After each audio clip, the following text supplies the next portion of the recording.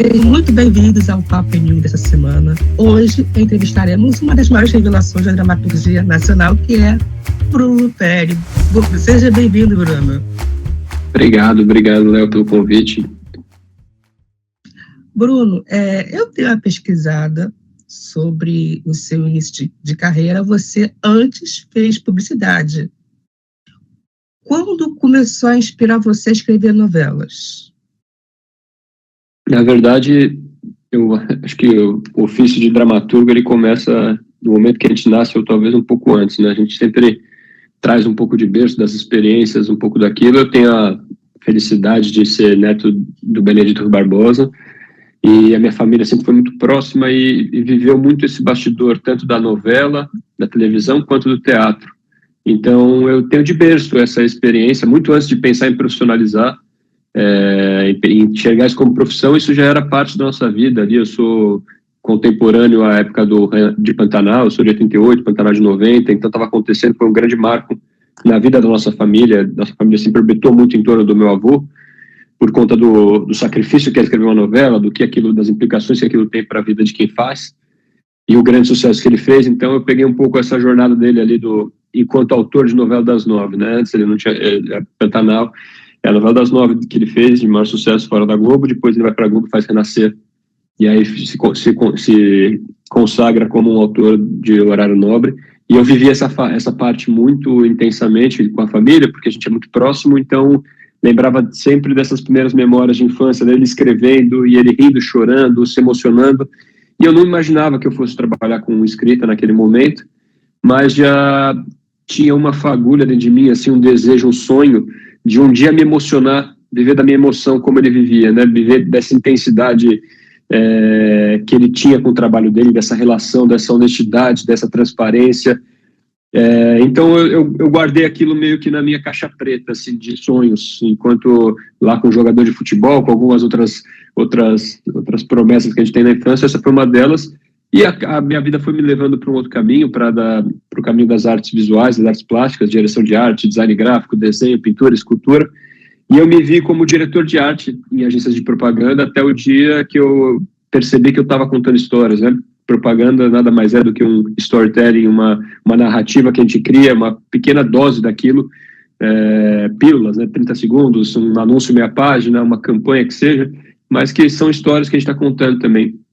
Então aí eu comecei a estudar e me enveredei por esse meio, né? Logo assim que você na dramaturgia, você já viu ele como uma referência que hoje é o seu motivo de inspiração para escrever uma obra. Ele foi uma referência. Eu tenho a sorte ali de ter duas figuras, dois avós paternos e maternos, tanto paterno quanto materno. Meus dois avós, eles são pessoas muito ligadas ao trabalho. Então eu tenho uma coisa que eu brinco, que é do meu avô Benedito. Aí eu herdei um pouco essa alma de artista, mas do meu avô Walter Luperi, que é o pai do meu pai, eu herdei um pouco essa cabeça do operário. Ele era lirotipista de jornal, então ele trabalhava todos os dias. Então eu tive essas duas referências principais ali, enquanto jovem, profissionais ali, de pessoas que me talharam um pouco para isso, né? Então meu avô, com essa sensibilidade que ele trazia, com essa relação afetiva e emocional que ele tinha com o trabalho dele, e meu avô Walter com esse compromisso de um operário mesmo, de todo dia ir lá, acordar cedo, bater um cartão e fazendo as coisas. Então acho que foram duas referências muito fortes que eu tive na minha vida, que me trouxeram até o hoje, né, até o presente. E logo assim você já migrou para Velho Chico, junto com a sua mãe Edmara e com o Benedito Rui Barbosa, seu avô. Como foi essa experiência de escrever com os dois ícones?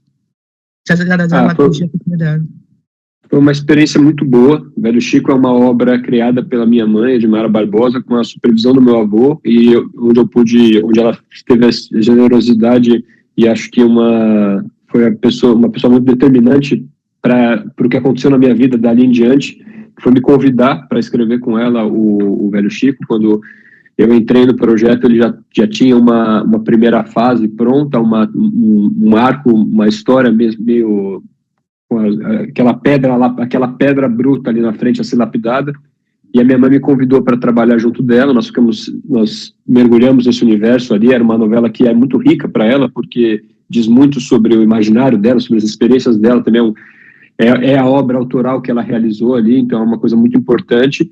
E a gente teve no meio do caminho a gente acabou trazendo, meu avô acabou assumindo a supervisão do velho Chico, e foi uma coisa muito importante para a minha vida ali, porque foi a primeira experiência profissional que eu tive com ele, e a única que a gente dividiu o mesmo trabalho, né? Ele foi um supervisor e foi a pessoa que meio que foi meu diapasão, porque eu lembro que quando eu escrevi os primeiros capítulos com a minha mãe, a gente estava trabalhando juntos ainda na época, mas ela estava um pouco, eu acabei tomando um pouco da frente desse processo ali por conta dos prazos e da condição do trabalho. E eu fui levar para o meu avô ler os capítulos por conta de tinha que entregar para a Globo, não sei o que e tudo mais. Minha avó tinha acabado de falecer, meu filho tinha acabado de nascer, no mesmo dia as coisas aconteceram, a família estava meio que se reorganizando aí para um novo momento. E quando eu vi meu avô lendo aquilo e chorando e sorrindo, eu lembrei daquele menino que via ele, observava ele trabalhando no computador.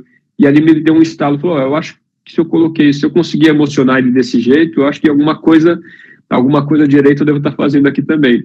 E foi uma escola muito boa, ele foi muito generoso em todo momento, porque eu lembro que ele olhava para aquilo e falava, eu faria diferente, mas se você fez assim, quer chegar onde é que você quer chegar, então tá certo. E me ensinou um pouco sobre isso, né, sobre um autor, ele tem uma voz única, particular, que não é certo ou errado, é a voz dele. O certo é você buscar a sua. Meu avô sempre me incentivou nisso, ele falava coisas que me valeram para a carreira inteira, como, por exemplo, ele falava uma frase que ficou para mim, que é nunca seja o coadjuvante de uma história que você não acredita. Seja sempre protagonista daquela história que você acredita que seja certo, verdade, sucesso, fracasso, mas faz aquilo que você acredita, não vai ser sócio de alguma coisa que você acha que vai dar errado, que você tua alma não bate. E ele foi muito generoso nesse momento todo, minha mãe também, foram pessoas que me abriram as portas para esse universo. E aí depois eu tive, a carreira seguiu ali um pouco através do Arroz de Palma, que eu estava fazendo quando veio a pandemia, veio Pantanal e agora Renascer também, que é a possibilidade de trabalhar em 2 textos dele, então eu sinto como se eu estivesse tentando retribuir um pouco a ele tudo que ele me deu, tudo que ele me ofereceu de bom nessa vida, assim.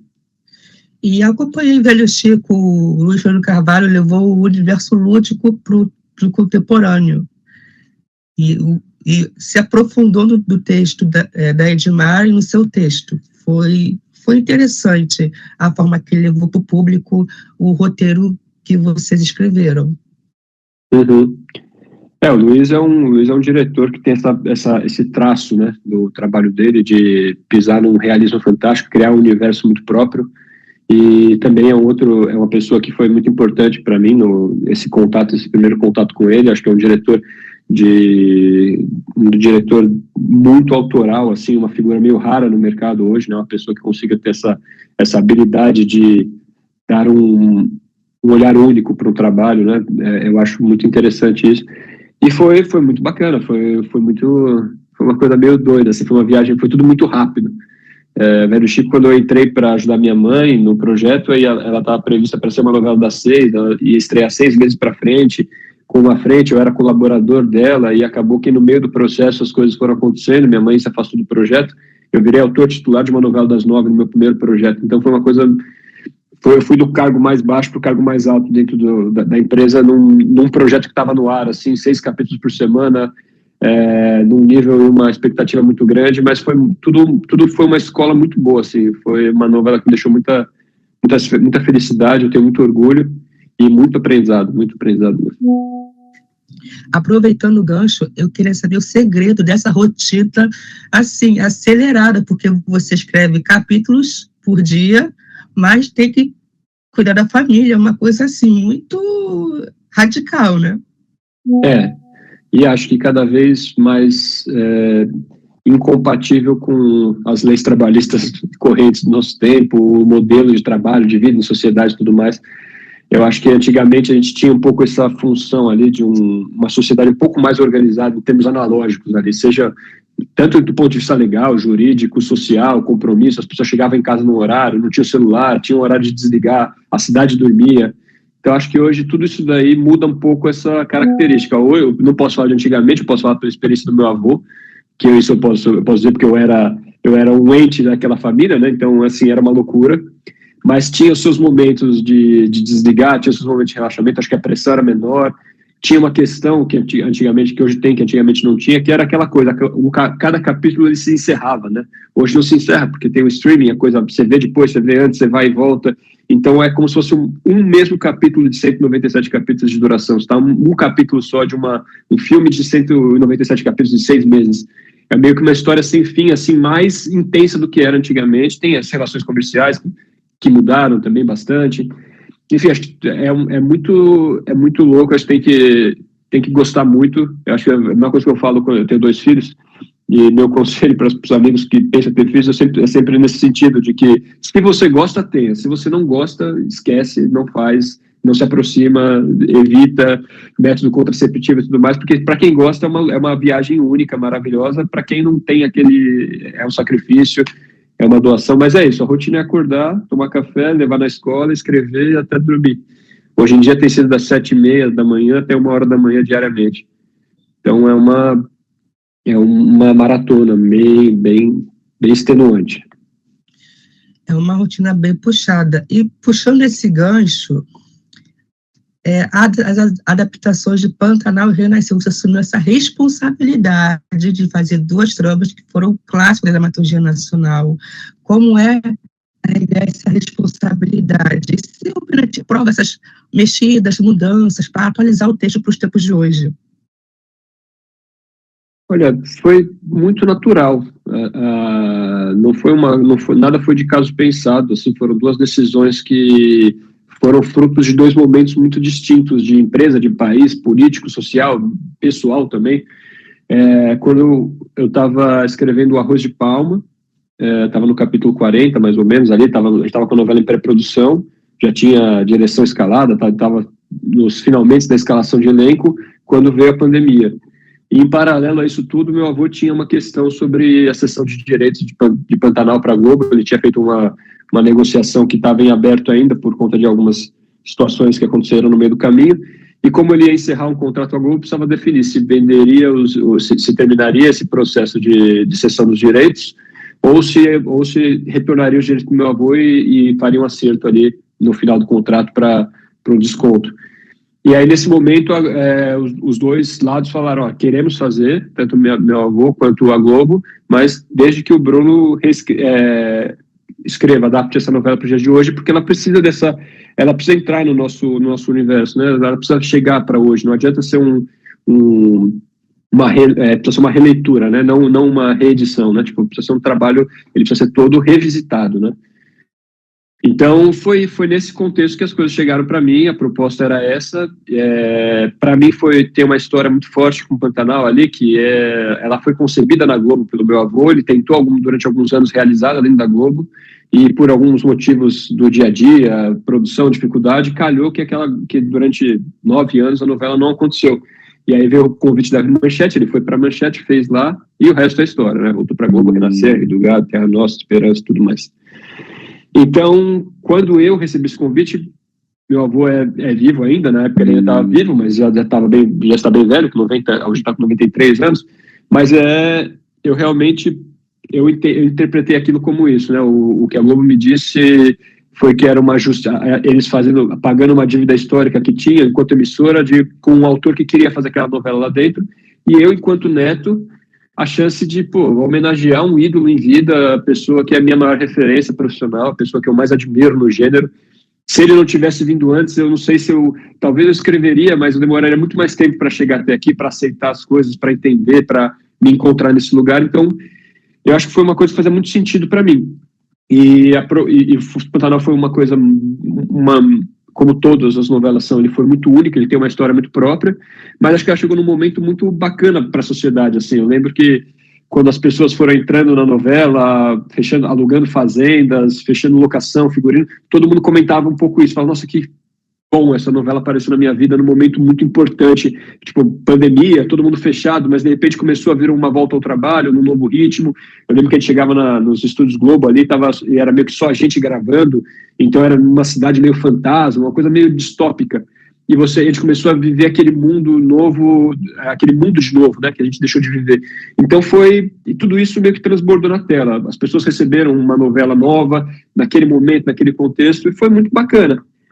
Eu acho que não tem disso veio a possibilidade ao fim do Pantanal de gente fazer o Renascer dentro de uma leitura parecida, né, de um contexto parecido ali, uma novela que deu muito certo, foi muito bem recebida, e Renascer é uma novela que, para mim, me toca muito, apesar de eu sou de 88, Pantanal 90, mas começou a acontecer nessa época na minha família, bastidores, mudança para manchete e tudo mais, mas Renascer já vem de uma idade que eu já tenho memórias, então as minhas primeiras memórias são de Renascer acontecendo, então, particularmente, me toca muito.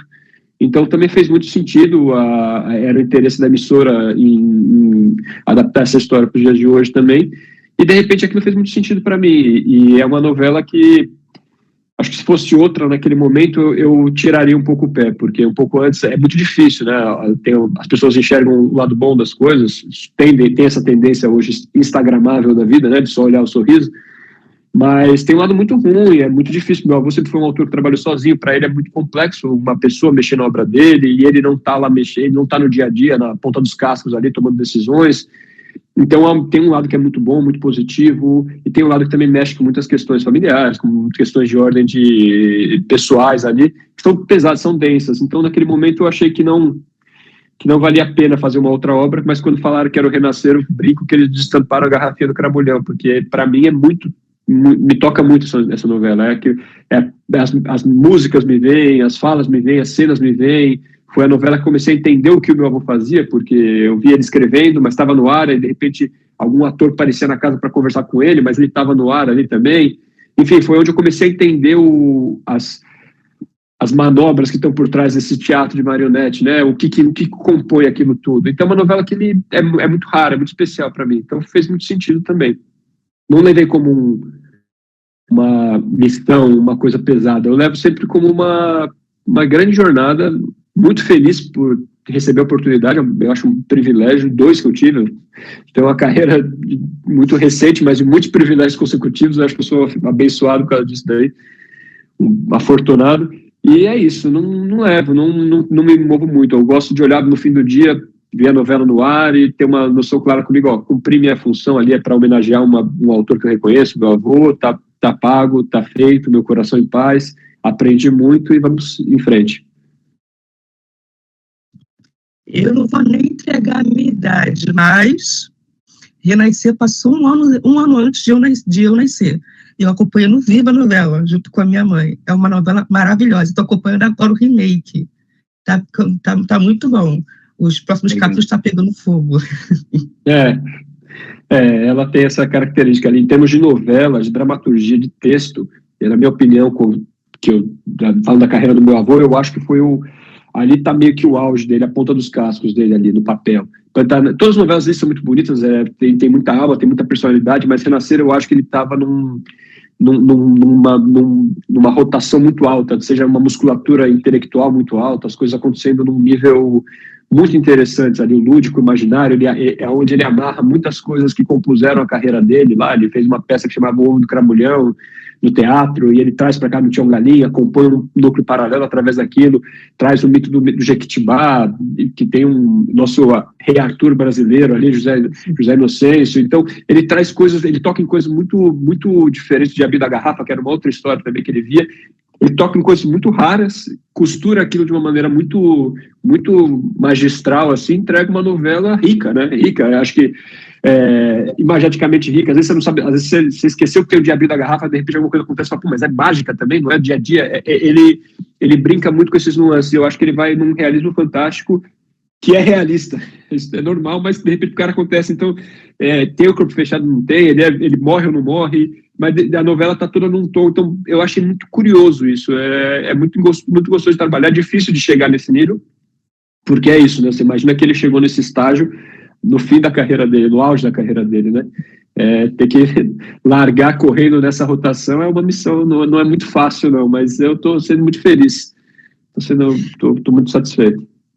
O Diabo na Garrafinha, eu já vi essa história, e foi em Paraíso, né? Ele repetiu essa reedição do Diabo na Garrafinha lá pro Zeca, se não me engano o nome do personagem. Isso.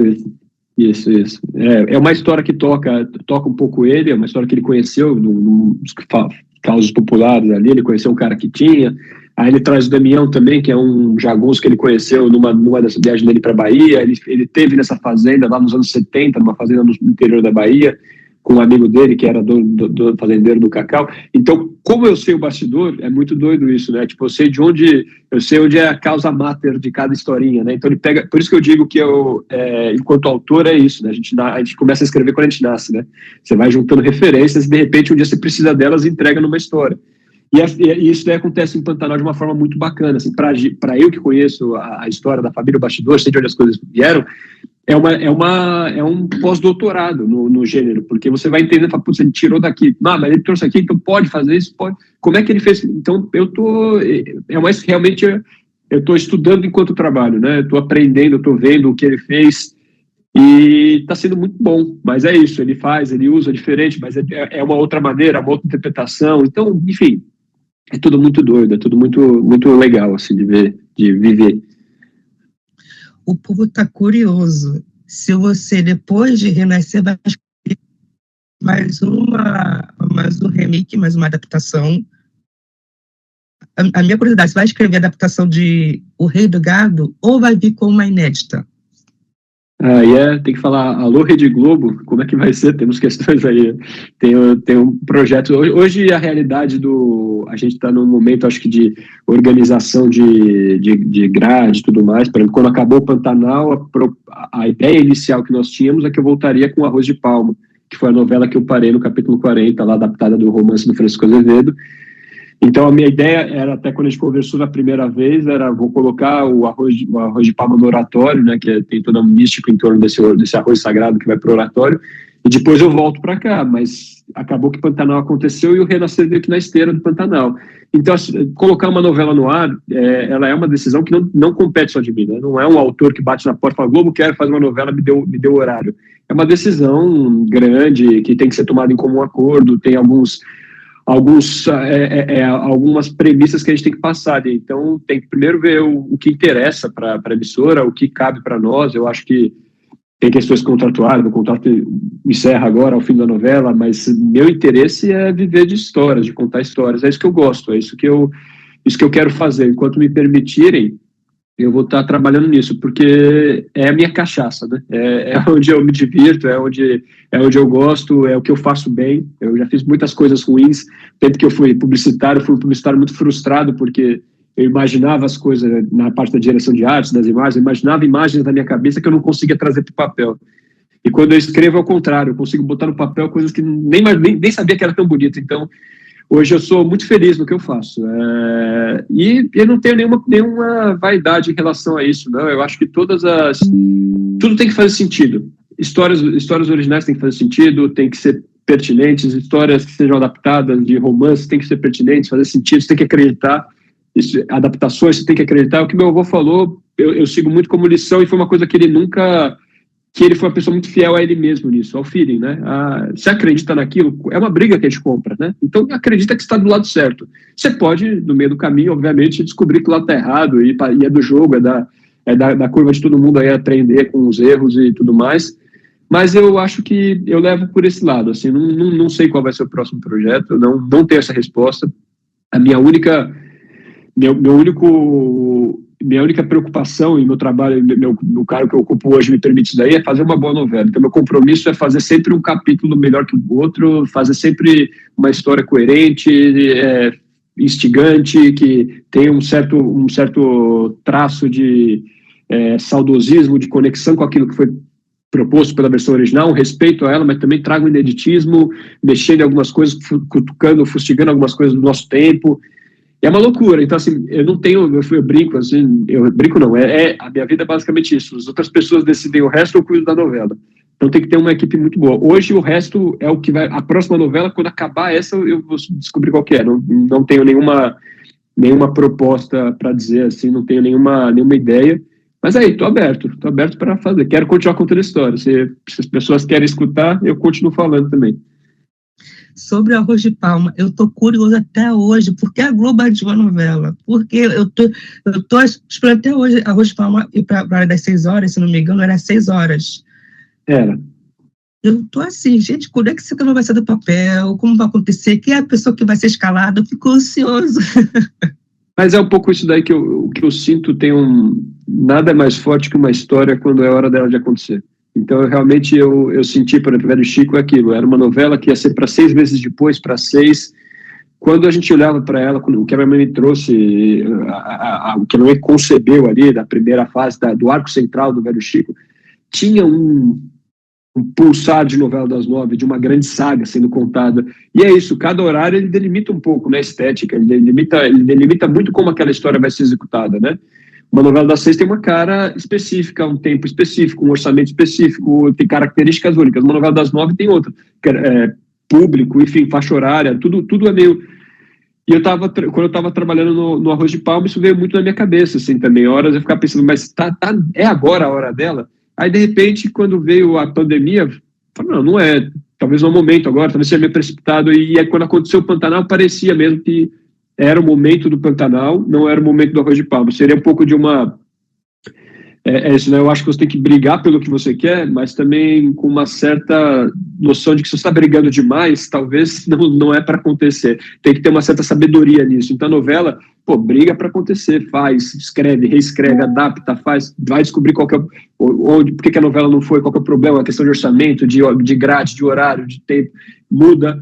Mas chega uma hora que você tem que falar, não, calma, é o universo que falou que não, assim, o Arroz de Palma passou um pouco por isso. Não, eu também gosto muito da novela, eu acho uma história que, se você me desse a oportunidade de contar ela, eu sairia muito feliz, colocaria no potinho dos privilégios, das bênçãos que a vida me trouxe, porque eu acho lindo o que o Francisco Azevedo concebeu. São personagens maravilhosos, Antônio, Palma, Custódio, Romana, todos eles, os irmãos, a relação deles vai ser muito bonita.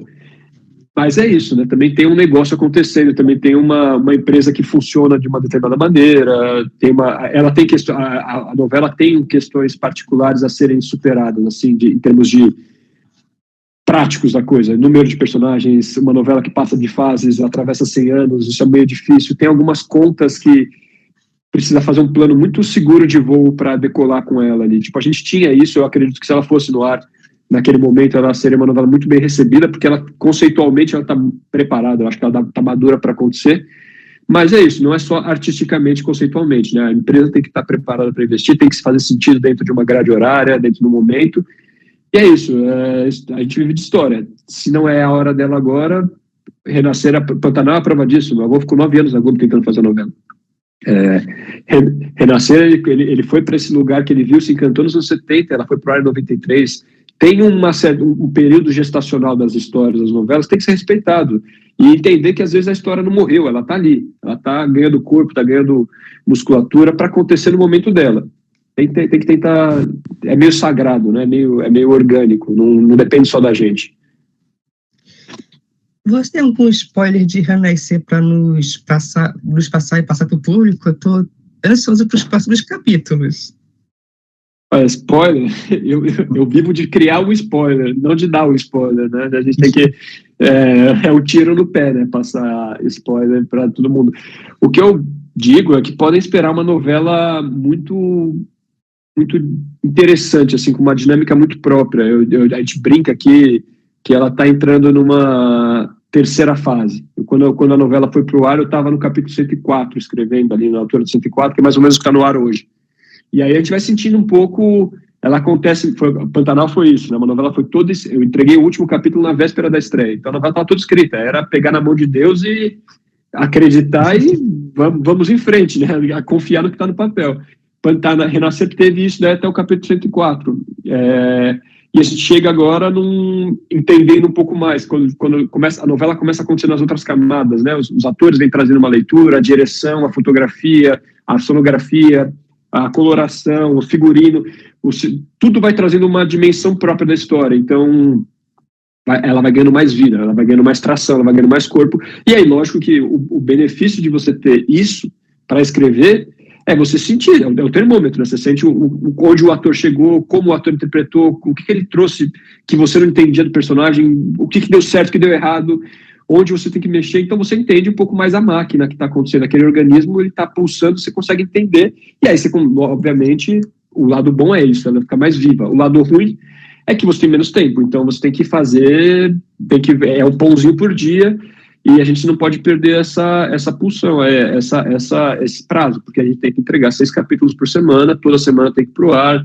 para fazer externa, para fazer a coisa num nível alto. Pô, esses últimos capítulos são provas disso, né? Uma alta dramaturgia, fotografia, todo mundo voando, né? Todas as esferas da novela produzindo algo de muita qualidade, dramatúrgica, criativa, artística.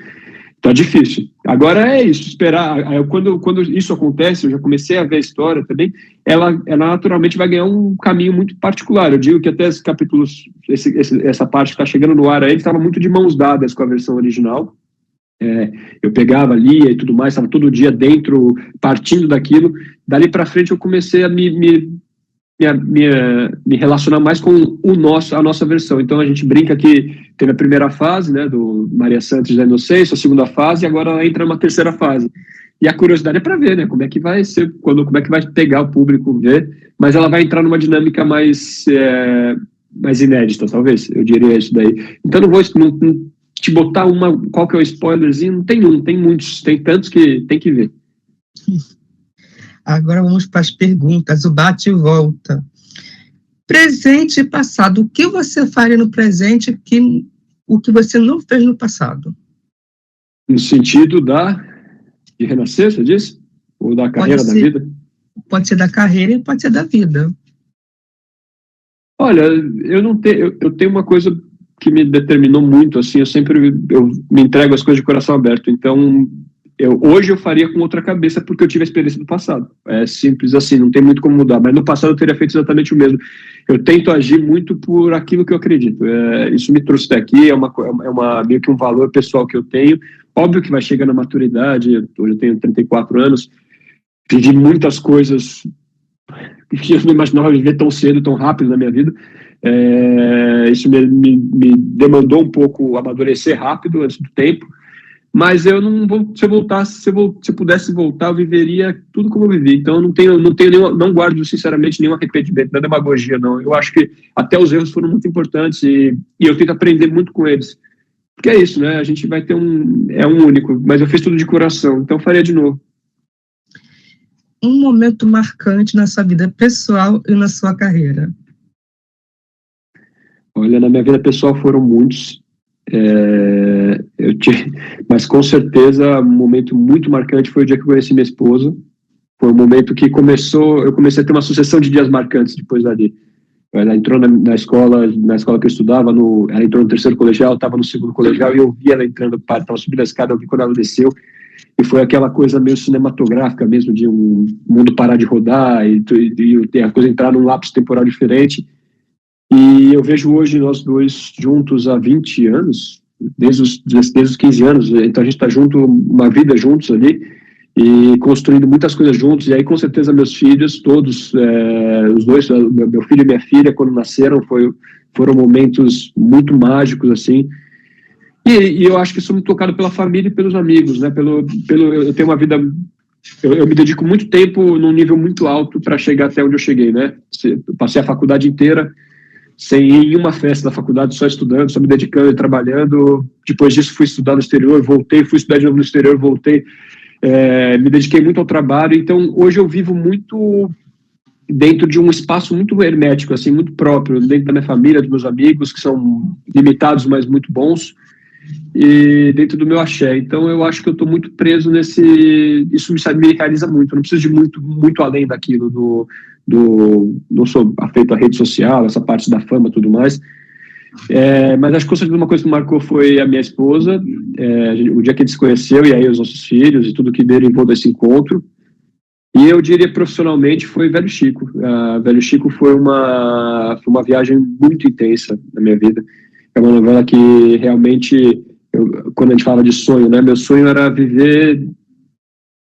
me relacionar com a minha vida como meu avô se relacionou com a dele, com a profundidade. Eu achava muito honesto isso, eu acho realmente muito bonito isso, um homem chorar, fazendo o trabalho dele, se emocionar, rir, se tocar por aquilo que ele faz, né? Eu acho que isso traz muito propósito para a vida, e para mim trouxe, era o sonho que eu tinha. Então Velho Chico foi a realização disso, Então, eu sou muito grato à minha mãe por ter me dado a oportunidade de entrar nesse projeto, à Globo por ter me confiado ali a autoria dessa novela, quando minha mãe saiu no começo da novela, no capítulo, estava no ar o capítulo 20 ainda, ela se afastou do projeto, a Globo entregou na mão de um cara de 28 anos uma novela das 9, com aquele peso, desse meu avô por mim. Então, assim, acho que é uma novela divisor de águas da minha vida, com certeza. Mas é isso todo dia, né? Nos dias bons, são muito bons. Nos dias ruins eu me apego a isso. Eu tento... que eles são muitos também, né? Não são todos. Acho que a maior parte é feita de mais dias ruins que dias bons. Mas nos piores dias, nos mais escuros, eu paro, fecho o olho e volto. Tem um espaço de 10 anos aí, desde que eu entrei nesse ritmo. E vejo que, poxa, que gostoso. Eu acho que foi intenso, pegado, mas sem nenhum arrependimento. Então, acho que seria minha esposa e Velho Chico, os dois momentos mais marcantes da minha vida. E Bruno Luperi por Bruno Luperi? Eu acho que eu sou um cara muito dedicado ao que eu faço e eu sou um cara muito fiel aos meus princípios, aos meus valores, a quem está do meu lado.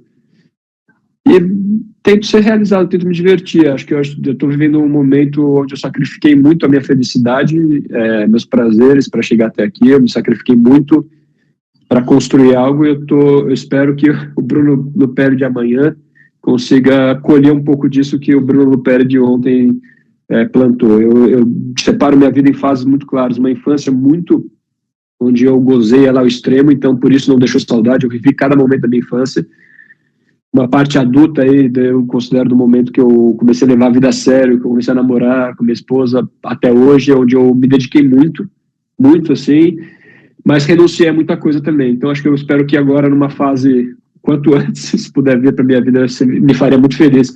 Mas uma fase onde eu consigo equilibrar. Eu acho que eu queria equilibrar as duas coisas, poder ter um horário para parar, para curtir os meus filhos mais. Eu curto eles muito mais, eu queria curtir mais, esses momentos raros da vida, de botar para dormir, de mudar o banho, de fazer uma leitura. Eu tento primar muito por isso, assim, a gente mora perto da escola deles aqui, a gente mora um quarteirão da escola, então eu tento frequentar muito a escola deles, a vida, porque passa, né? Então acho que é isso, eu quero que ela passe, encontrei o que eu quero fazer, as pessoas que eu quero do meu lado enquanto eu faço.